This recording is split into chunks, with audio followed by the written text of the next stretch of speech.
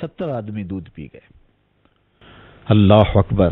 اعلی حضرت بولے، ہاں جناب ابو ہریرہ، کیسا تھا وہ جام شیر جس سے 70 صاحبوں کا دودھ سے منہ بھر گیا؟ لگتا یہ تھا کہ دودھ کے پیالے کا تعلق رب نے حوض کوثر سے جوڑ دیا۔ تو حضور علیہ السلام نے فرمایا، ابو ہریرہ کون باقی؟ میں نے عرض کی، حضور ایک آپ باقی اور ایک میں باقی۔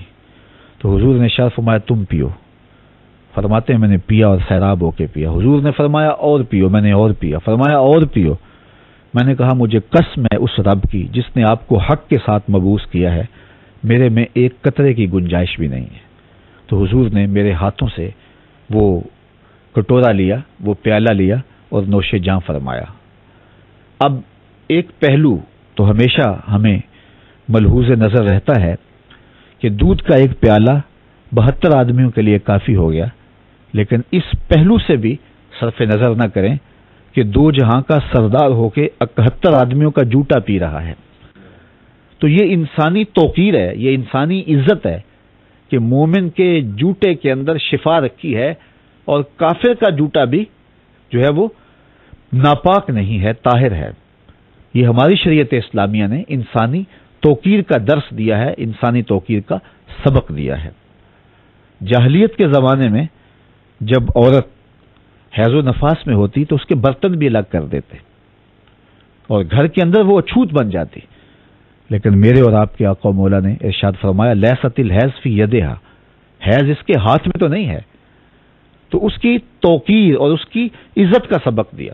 جنبی شخص کا پسینہ پاک ہے، طاہر ہے، اس کی جنابت ایک نجاست حکمی ہے، لیکن اس کا پسینہ پاک ہے اور اس کو توقیر، اس کو عزت بخشی ہے۔ تو انسان کی عزت، انسان کی توقیر کا محافظ اسلام ہے، اور ذلیل ہونے والے انسان کو کھڑا کیا، عزت دی تو آمنہ کے لال نے دی ہے۔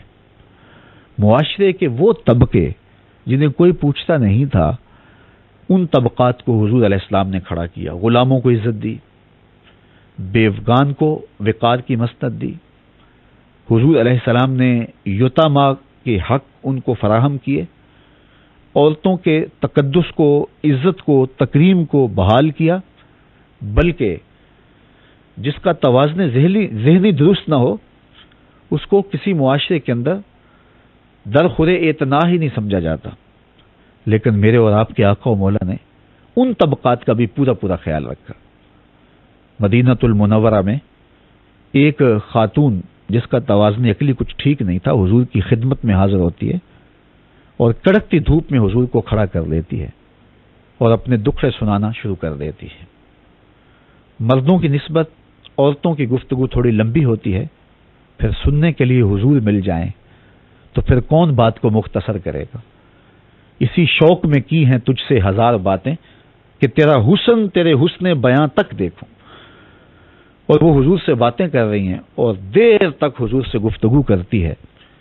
صحابہ کو اس عورت پہ بڑا غصہ آ رہا ہے کہ حضور کا وقت قیمتی، بدن نازک، کار نبوت کی اہم ذمہ داریاں، اور اس نے کڑکتی ہوئی دھوپ میں حضور کو کھڑا کیا ہے اور اپنی باتیں سنا رہی ہے، لیکن کہہ کچھ نہیں سکتے اس لیے کہ حضور خود انہماک کے ساتھ، توجہ کے ساتھ اس خاتون کی باتیں سن رہے ہیں۔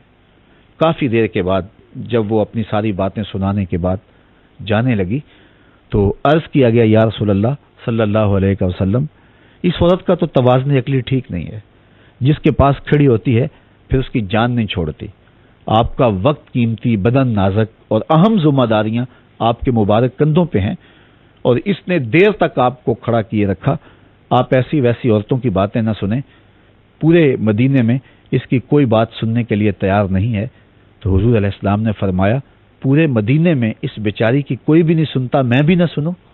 ایک تو ہی تو ہیں میری آساں دا سہارا، دس کنوں کراں جے تینوں نہ کراں یاد۔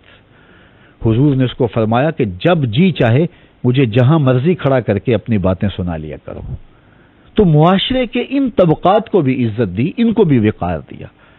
میں کہتا ہوں کہ ساری زندگی بھی ہم حضور کے نام کا جھنڈا اٹھا کے، حضور کے ذکر کا چراغاں کر کے اور حضور کے نام کے نعرے لگا کے رب کا شکر ادا کرتے رہیں، اس نعمت کا شکریہ پھر بھی ادا نہیں ہو سکتا۔